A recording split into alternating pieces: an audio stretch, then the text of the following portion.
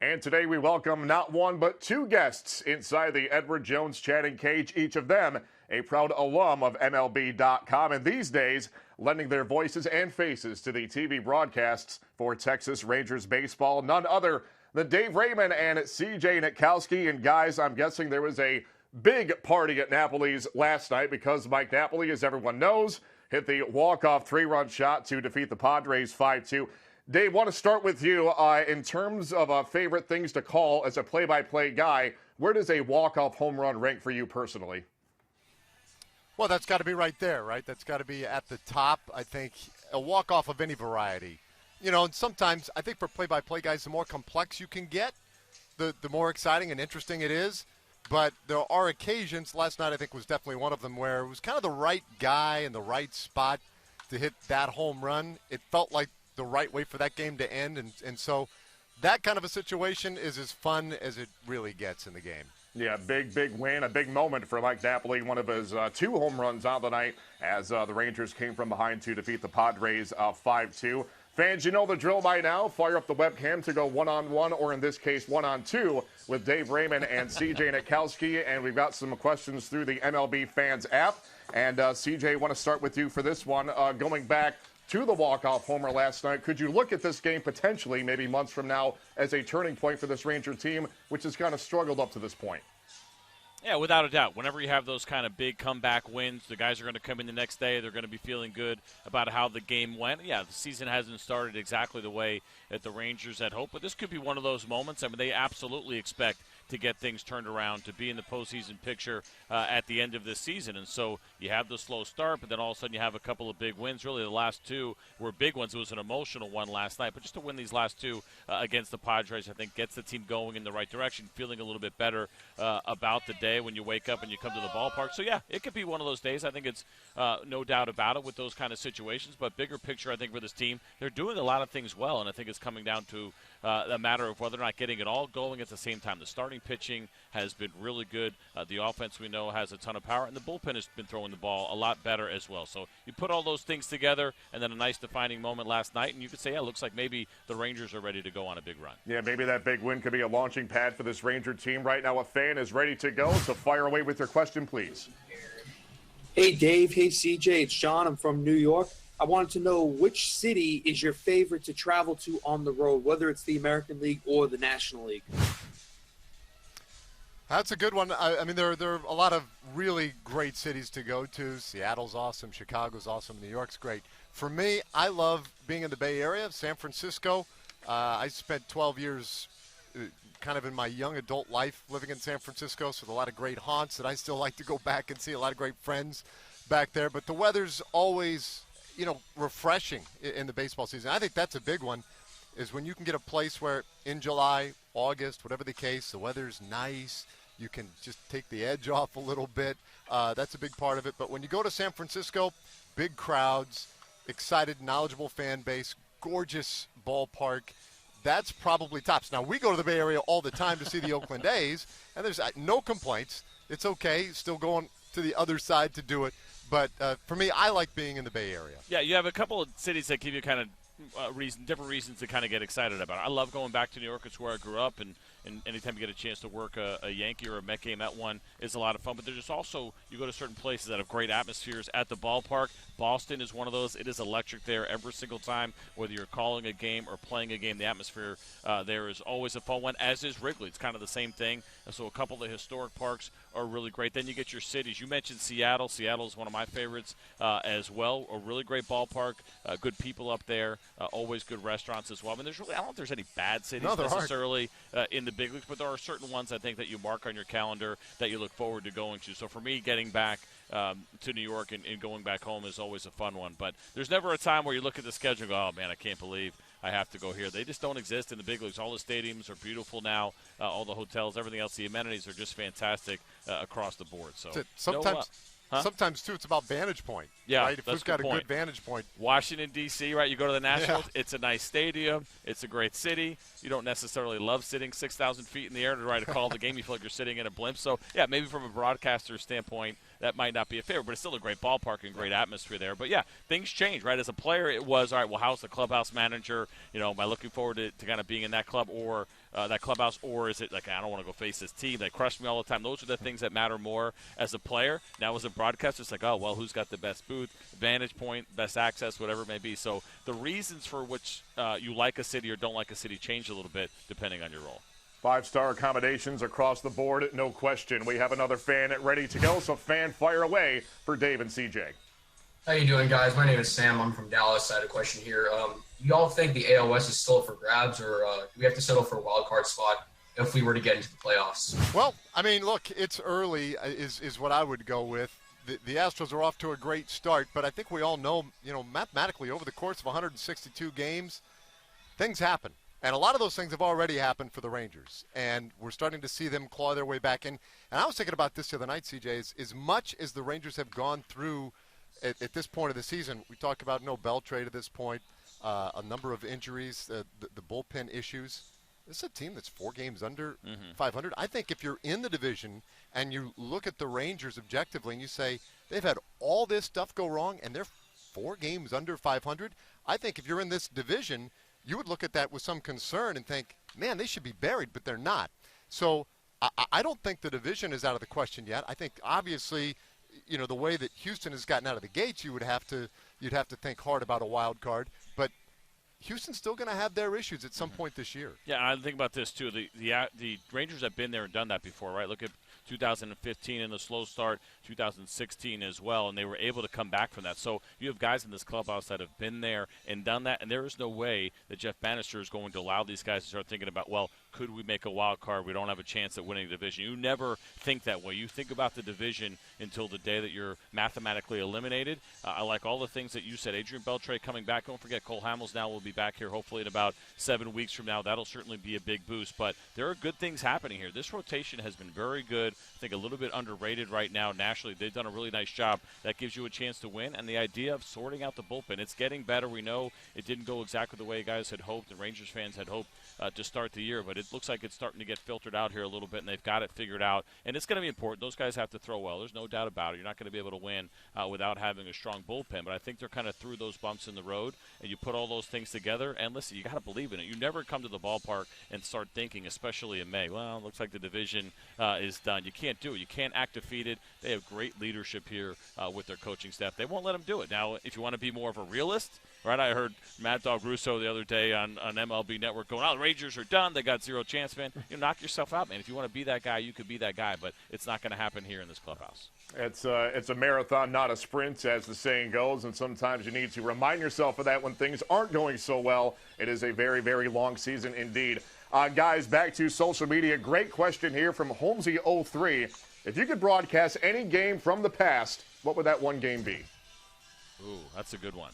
There's been so many great games, and you think about big walk-offs in the postseason, I think that would have to be it, or maybe some moments from our generations, things that are a little bit more recent. But, I mean, the Bobby Thompson home run, yeah, that'd be a fun one to be able to go into a place like the Polo Grounds and call a walk-off in a World Series. That would be great. Or, thinking about maybe maybe the Derek Jeter last hit that he had was kind of a fun moment, iconic moment. But give me any of the big ones. Give me any of the big ones in the postseason. I think that's the way that you'd want to go. I think there was a Nitkowski 6-walk, 4-hit win there's a no few years shortage ago. of those. No, you know what? The Bobby Thompson home run, 1951, Game 3 of a 3-game playoff to decide the pennant. Golly, I can't think of a more intense atmosphere than that one. But at the same time, you could throw a lot of them in there. You could throw Game 7, 61 World Series, Mazeroski's home run. And then, one that's always kind of stood out to me, too, is the Kerry Wood 20 strikeout game against the Astros years ago. That was an electric day at Wrigley Field, crazy. The stuff was just so intently good that day.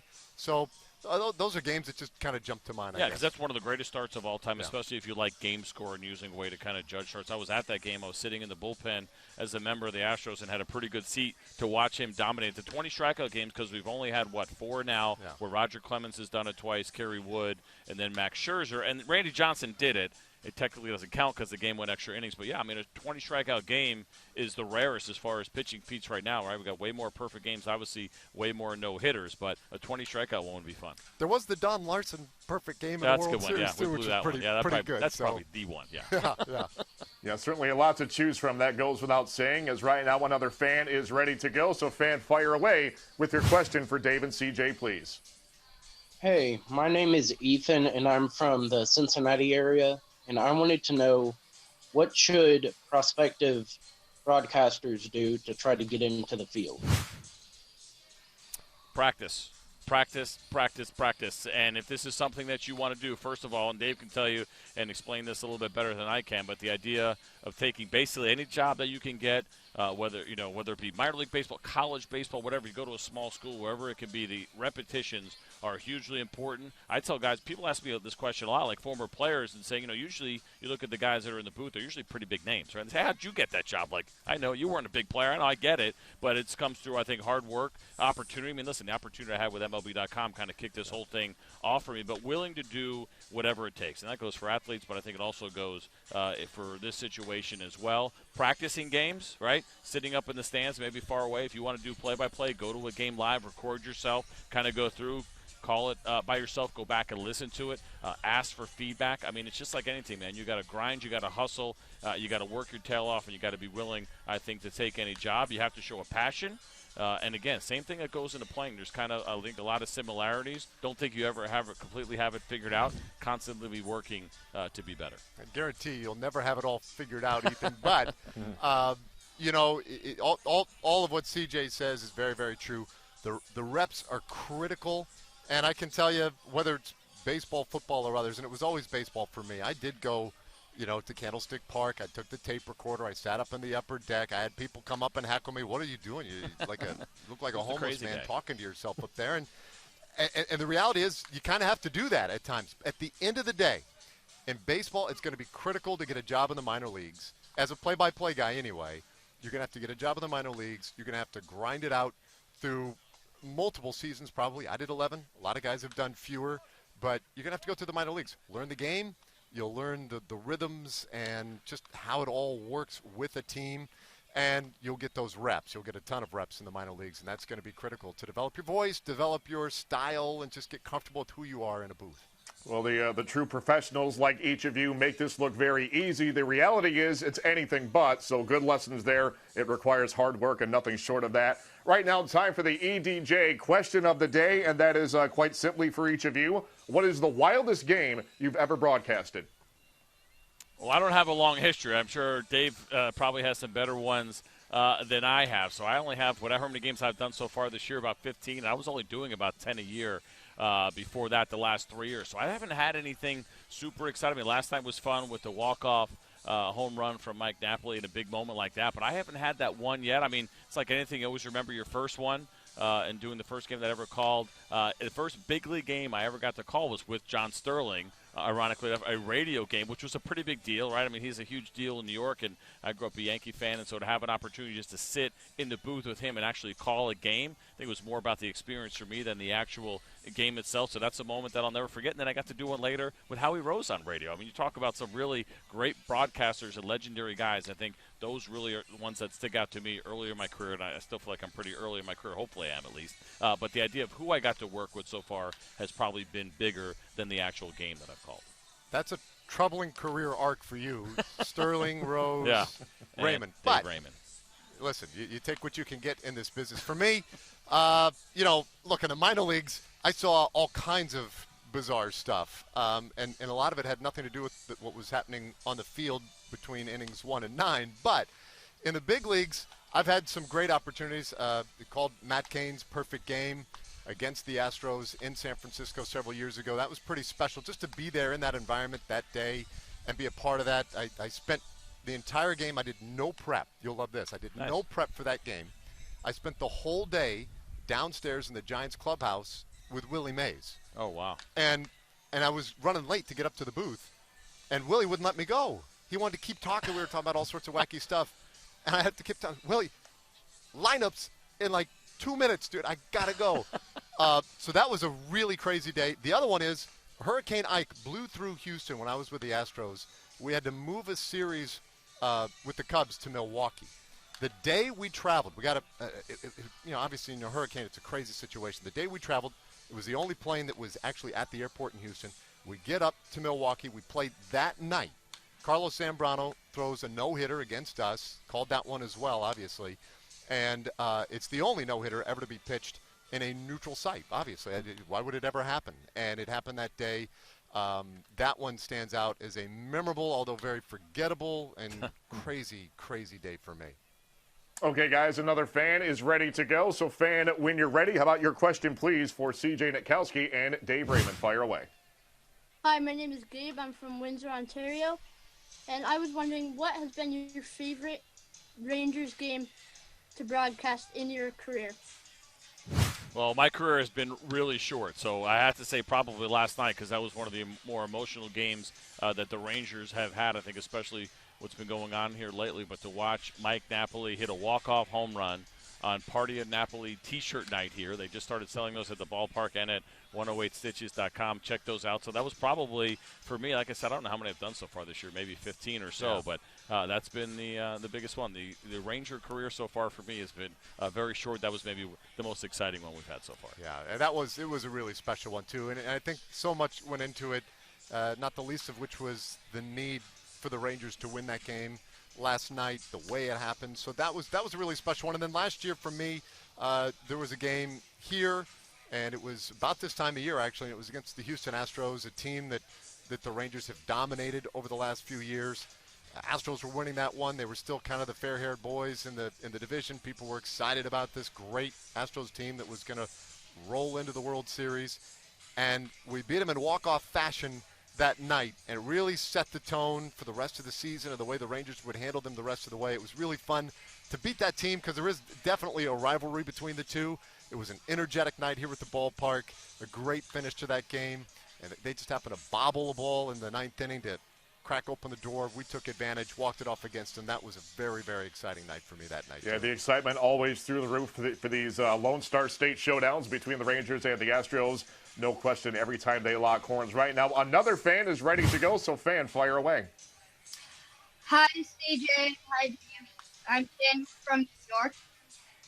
You guys seem like the Rangers will get much better this year. So which player do you think will come out big for the Rangers and why?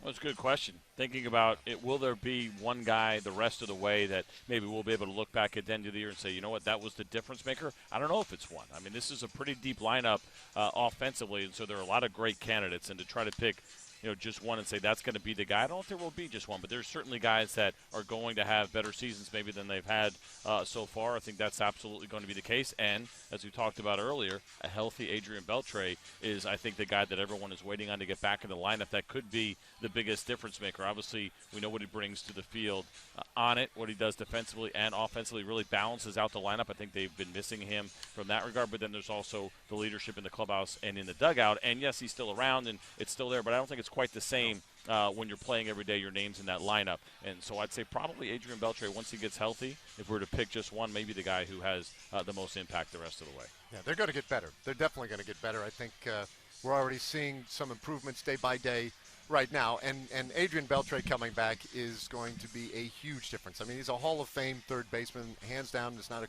question asked.